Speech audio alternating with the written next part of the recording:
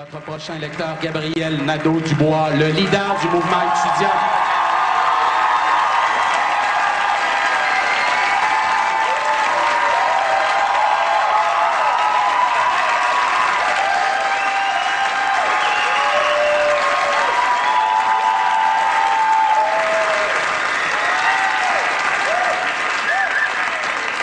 Bonjour. Merci, c'est étonnant un peu. Ouais, je m'appelle Gabriel Nadeau-Dubois. Depuis 54 jours, aujourd'hui, je suis en grève. Depuis 54 jours, je suis en lutte. 54 jours de lutte, 54 jours de matraque, de gaz, de poivre, pour moi, mes amis, mes camarades, les étudiants et les étudiantes du Québec. 54 jours de grève contre les libéraux, contre les boss, contre la police, contre les chroniqueurs méprisants. 54 jours et déjà nous avons gagné. Déjà nous avons gagné contre le cynisme, déjà nous avons gagné contre l'impuissance. Contre ceux qui disaient il y a de cela quelques semaines à peine que le peuple du Québec était mort, que sa jeunesse ne valait pas mieux. C'est pour ça, je crois, que je vais profiter de la tribune qui m'est offerte aujourd'hui pour remercier chaleureusement le premier ministre du Québec, M. Jean Charest.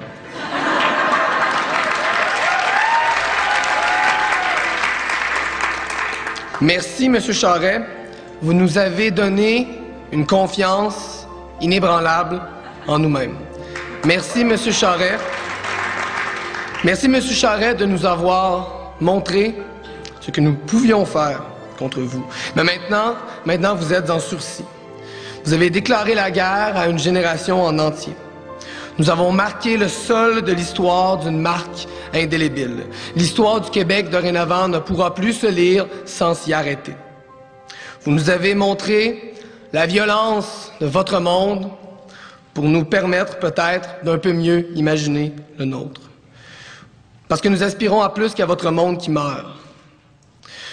Nous aspirons à plus qu'à votre éducation marchandise, qu'à vos écoles laboratoires et qu'à votre société du moi, Inc. Nous avons maintenant confiance en nous, nous avons maintenant confiance en l'histoire, nous avons confiance en nos camarades de classe, nous avons confiance en notre peuple.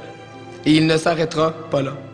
Notre colère déjà, la colère étudiante, a déjà des échos aux quatre coins de la province.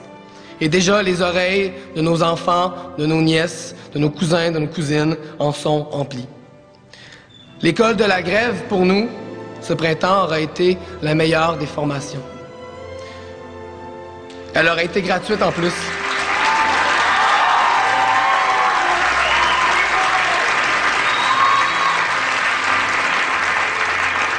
L'école de la grève ce printemps aura été pour nous donc la meilleure des formations, une formation gratuite. On a appris ce printemps, on a appris pour vrai.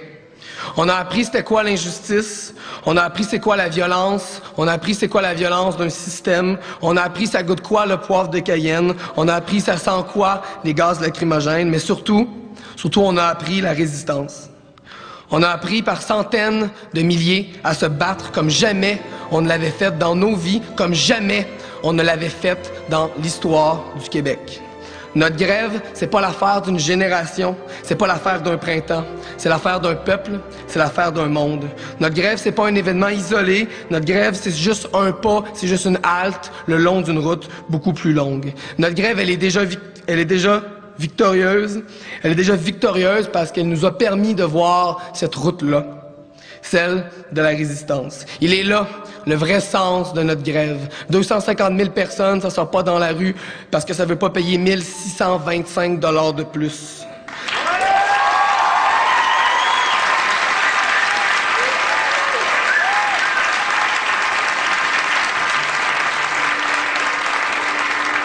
Il est là le sens de notre grève, dans la durée, dans la poursuite demain de la désobéissance.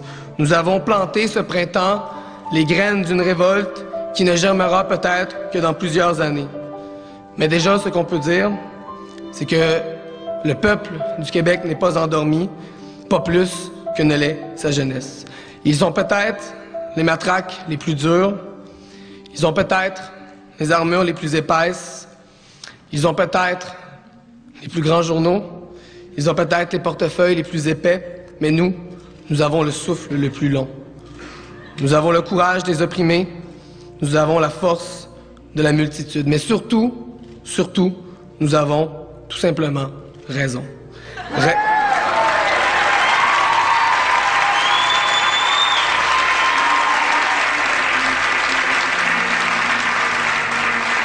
On a raison de se lever, on a raison de crier, on a raison de manifester, on a raison de faire la grève, on a raison de bloquer l'entrée à nos cégeps, de bloquer l'entrée à nos universités. On n'a pas le droit, on a raison de ne pas se laisser impressionner par les injonctions d'un petit con qui a perdu son débat en Assemblée générale et qui a des parents assez riches pour se payer un avocat. On a raison de se battre contre ça, contre un monde...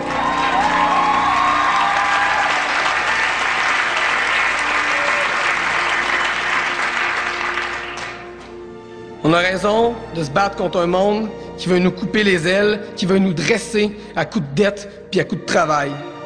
Mais cette lutte-là, c'est pas seulement une lutte étudiante, en fait, ça ne doit pas être seulement une lutte étudiante. Parce que les gens qui veulent augmenter les frais de scolarité, qui vont augmenter peut-être les frais de scolarité, les gens qui ont décidé d'imposer une taxe santé, les gens qui ont mis sur pied le plan Nord, les gens qui ont mis à pied les travailleurs et les travailleuses d'Aveos, les gens qui tentent de mettre à pied les travailleurs et les travailleuses de Rio Tinto, Alcan, Alma, les gens qui tentent d'empêcher les travailleurs et les travailleuses de Couche-Tard de se syndiquer, tous ces gens-là sont les mêmes.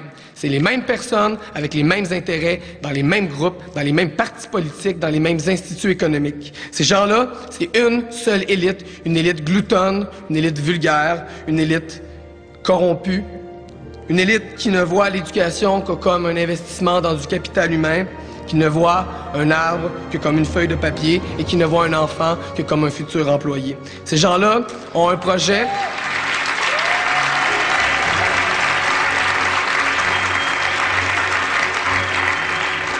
Ces gens-là ont des intérêts convergents, ils ont un projet politique convergent et c'est contre eux que l'on doit se battre, pas seulement contre le gouvernement libéral.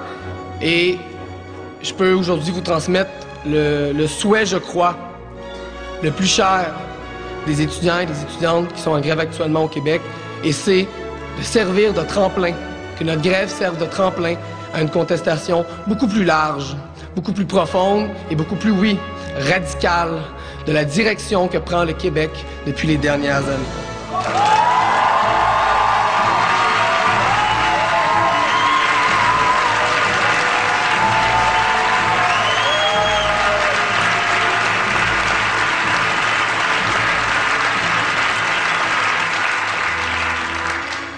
S'il y a une tradition québécoise à conserver, ce n'est pas la poutine ou la xénophobie. S'il y a une tradition québécoise à conserver, c'est celle que les étudiants et les étudiantes du Québec sont en train de transmettre, une tradition de lutte syndicale, de lutte étudiante, de lutte populaire. Et pour parler de cette lutte-là, je n'ai pas pu terminer mon mot aujourd'hui sans vous laisser sur les mots de Gaston Miron. Nous avançons, le front comme un delta. Goodbye, farewell. Nous reviendrons, nous aurons à dos le passé, et à force d'avoir pris en haine toutes les servitudes, nous serons devenus des bêtes féroces de l'espoir. Merci.